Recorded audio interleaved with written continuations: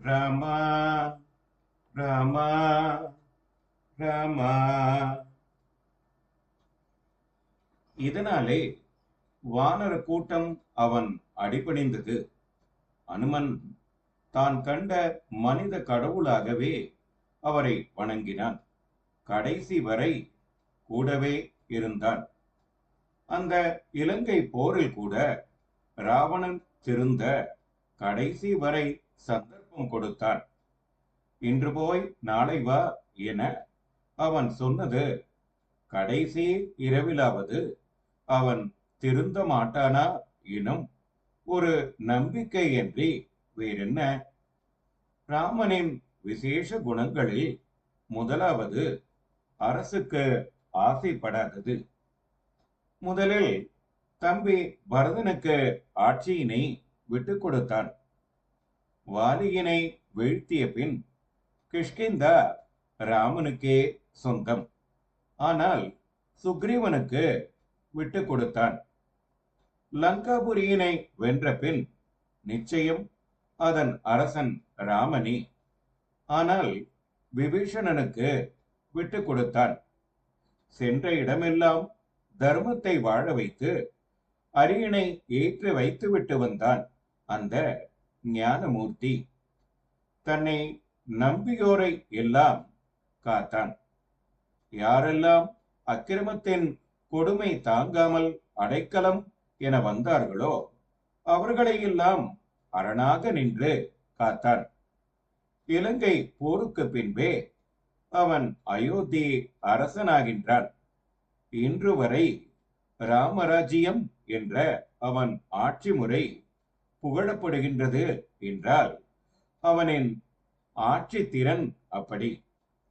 ஒரு சலவை தொழிலாளி சீதை யோக்கியமா என்றவுடன் அவன் தலையினை ராமன் சீவவில்லை, சிறையிடவில்லை, நாடு கடத்தவில்லை.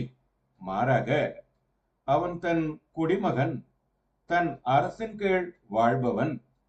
அவன் நம்பிக்கையினை பெறுவது அரசனின் கடமை என்றே சீதையினை தீக்குளிக்கச் சொன்னான். அவனுக்கு சீதை பற்றி தெரியும். அவளின் கற்பு பற்றியும் அவளுக்கு இருந்த சக்தி பற்றியும் தெரியும். இதனால் அவளை முழுக்க நம்பி அதே நேரம் தன் நாட்டு குடிமக்கள் நம்ப வேண்டும் என்பதற்காகவே, சீதையின் புகழ் அறியப்பட வேண்டும் என்பதற்காகவே தீயில் இறங்கச் சொன்னான். அங்கு நெருப்பே அந்த தாயினை வணங்கியது. உலகிலே அரசனின் மனைவி சந்தேகத்துக்கு அப்பாற்பட்டிருக்க வேண்டும் என சொன்ன அரசன் அவனே. அது உலகெல்லாம் புகழ்பெற்ற வரியாய் மாறிற்று. காலம் காலமாக தொடர்ந்தது. ராமனின் அரசு தேவலோக அரசுக்கு நிகராய் இருந்தது. அவன் பரதனிடம் கேட்கும் கேள்விகளின் தொகுப்பு, அவன் விளக்கும் பல நிர்வாகங்களின் தொகுப்பு சாணக்கியனின் அர்த்த சாஸ்திரத்தில் அப்படியே வரும். ஆம், ராமன் இங்கு எல்லா விஷயங்களுக்கும் எடுத்துக்காட்டானவன். அவன் செய்த ராஜ நீதியே பின்னாளில் மனுநீதி சோழன் தன் மகனை பசுவுக்காய் கொல்லும் அளவு ஆட்சி கொடுத்தது. அவனின் பொய் சொல்லா குணமே அரிச்சந்திர கதையின் நாதம். அவனின் சகோதர பாசத்தின் தொடர்ச்சியே பாரதம்.